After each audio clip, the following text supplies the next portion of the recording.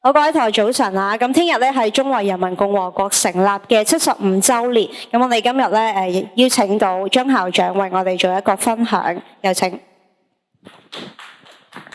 好，各位老師、各位同學早晨啊！10月1號咧係我哋中華人民共和國嘅國慶日。今年10月1號將會迎來國家成立75週年。從積貧積弱到繁榮富強，我國僅用咗數十載，就創造咗經濟快速發展同埋社會長期穩定兩大奇蹟。憶起國家走過嘅路，實在得來不易，令人感動不已。國家喺過去75年不斷發展，實現多個激盪人心嘅發展目標。國家已經全面建成小康社會，向世界展現一派欣欣向榮嘅氣象，毅然屹立於世界東方，並且喺國際上傲然昂首，充滿自信，積極貢獻力量。我哋作為中國人嘅民族自豪感油然而生。今年亦都係實現國家14五規劃目標任務，朝向全面建成社會主義現代化強國嘅目標進發嘅關鍵一年。藍圖既定，實幹為要，國家正全力以赴，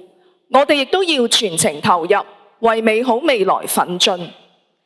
今年中央政府同意再送贈一對大熊貓俾香港，呢個唔單單係為我哋帶嚟歡樂，